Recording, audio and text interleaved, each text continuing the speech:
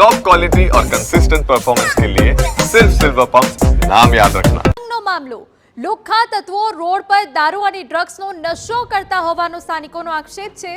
અસામાજિક તત્વો અવારનવાર આતંક મચાવતા હોવાનો આરોપ। પોલીસ ફરિયાદ કરી તો સોસાયટી સળગાવી દેવાની ધમકી આપી। સીસીટીવી કેમેરા તોડી વાહનોમાં તોડફોડ પણ કરી। સમગ્ર ઘટના સોસાયટીના સીસીટીવીમાં કેદ થઈ ગઈ।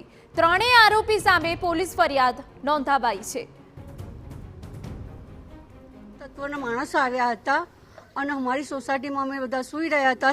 સવારે ખોટી ગાળો ભાંડી હતી અને અમને બધાને પરેશાન કર્યા। ગાડીઓ ફેંકી દીધી, કેમેરા તોડી નાખ્યા, અમારા બધાની ઊંઘ ખરાબ કરી। એટલી ગંદી ગાળો દેતા હતા કે અમારા બાળકો બીતા થઈ ગયા એમનાથી અને રડતા થઈ ગયા ઘરની અંદર। અમને કોઈને ઘરની બહાર નીકળવા નહોતા દેતા। સવારનો પોર હતો, અમે લોકો નમાઝમાં હતા। નમાઝમાં એ દોરાન આ લોકો બધા અંદર સોસાયટીમાં ઘૂસી આવ્યા અને સૌથી પહેલાં કેમેરા તોડ્યા। કેમેરા તોડ્યા પછી ગાડીઓને તોડમફોડી કરવા માંડી, ગાડીઓ ફેંકવા માંડી અને ગાડીઓ ફેંક્યા પછી તરત જ બાબાભાઈ અબ્દુલ રઉફભાઈ જે છે એમના ઘરે એટેક કર્યો। એટેક કરીને તરત એ લોકોને ગાડી કરવા માંડી અને બીજા લોકોને બધાને ગાળો બાંધી અને આખી અરવલ્લીને અમે બાળી નાખીશું એ બધું કહેવા માંડી અને બધાને દરવાજો બંધ કરાવી અને બધાને દરવાજાની અંદર બધા પૂરી દઈશું એવું કીધું અને બધું ખૂબ જ આતંક મચાવ્યો। વેજલપુરમાં આતંક મચાવનાર આરોપી સામે ગુનો નોંધાયો છે। ત્રણેય આરોપીઓએ રોફ જમાવવા તોડફોડ કર્યાનો ખુલાસો। ત્રણેય આરોપીઓ મિત્રો હોવાનો પોલીસ તપાસમાં ખુલાસો થયો છે।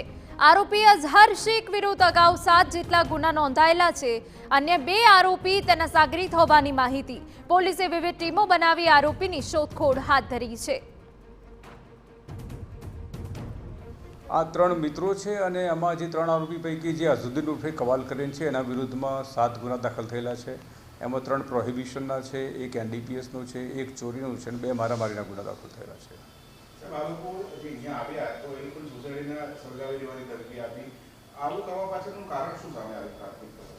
નહીં, એમાં એ લોકોને ત્યાં આવ્યા પછી બોલાચાલી થઈ હતી। અમે એગ્રેસિવ થઈને તેઓ આવું બોલ્યા હતા એવું જાણવા મળેલું છે। બાકી તપાસમાં ખુલશે જે સાચું હશે તે।